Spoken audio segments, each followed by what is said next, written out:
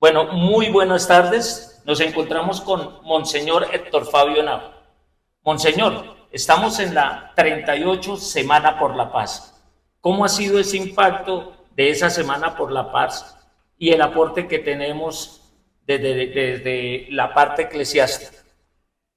Pero hace 38 años la Semana por la Paz nace en un contexto sobre todo de colegios, de instituciones educativas, muchos de ellos instituciones educativas de la Iglesia, como fue la Universidad Javeriana y los colegios de los padres jesuitas, y después se fue extendiendo. Era un momento muy difícil en el cual había muchos ataques en zonas distintas del país por parte de FARC en ese momento en concreto, y había la necesidad de darle un refuerzo a la participación de la sociedad civil en la construcción de paz. La Semana por la Paz se convierte como en un gran movimiento que recoge un clamor ciudadano que pedía que se llegase a acuerdos de paz, a negociaciones, diálogos que hicieran posible la paz en el país. En ese sentido, la Semana por la Paz entonces no es un hecho aislado, se convierte en un movimiento y se convierte también en una apuesta en la que confluyen múltiples sectores, muy diversos, sectores de todo orden de la sociedad colombiana y que ha ido recogiendo experiencia, ha ido ganando como capacidad de convocatoria y capacidad de sintonizarse cada vez más con las problemáticas específicas de cada momento de nuestra historia. En esa historia, con 38 años, que hoy, después de esa experiencia, se resalta más ya versión 2025. A mí me parece que una de las cosas que habría que resaltar fue toda la participación de Semana por la Paz y de las organizaciones que están allí involucradas en lo que fueron las negociaciones con FARC que llegaron a la firma de esos acuerdos. Ahí hubo esfuerzos importantes desde Semana por la Paz. Creo que fue el movimiento que mantuvo, entre otros, una constancia en apoyar, en fortalecer, en animar para que se avanzase en ese camino. Después de eso hemos tenido otros momentos importantes, sobre todo con la insistencia que ha habido en que se mantenga el respeto por los líderes sociales, por los firmantes, en que se trabaje muy arduamente para que en el país se alcancen unos niveles de convivencia que nos permitan crear otros escenarios de diálogo, otros escenarios de búsqueda de la paz necesarios y que el debate entonces sea capaz de escuchar las distintas voces. Monseñor, ¿cómo se construye paz desde la ciudad? Tiene una óptica totalmente diferente al territorio. ¿Cómo se construye paz desde la familia, desde cada uno?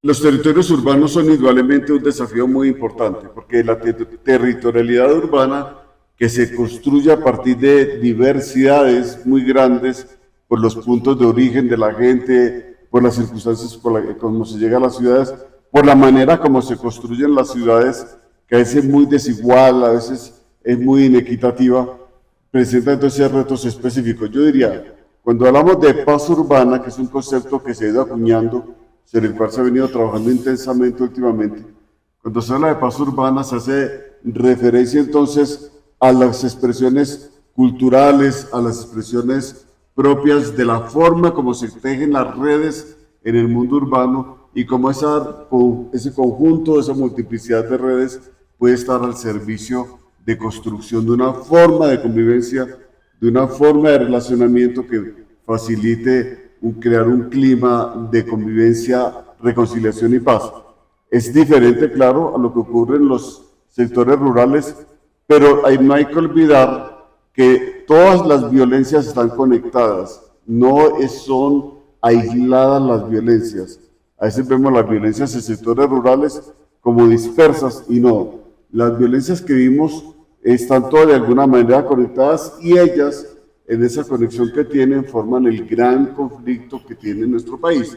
Hay un gran conflicto armado con múltiples expresiones que incluye las violencias urbanas porque indudablemente si miramos con detenimiento la complejidad de la composición de la ciudad, muchos habitantes vienen de sectores donde fueron expulsados, otros son excombatientes. Aquí tenemos la diversidad de todas las expresiones de la sociedad.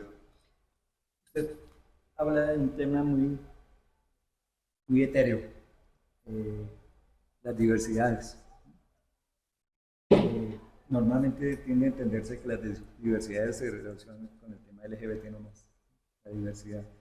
Pero ¿cómo se manejaría el tema de las diversidades étnicas, de diversidad de género, todas las otras diversidades?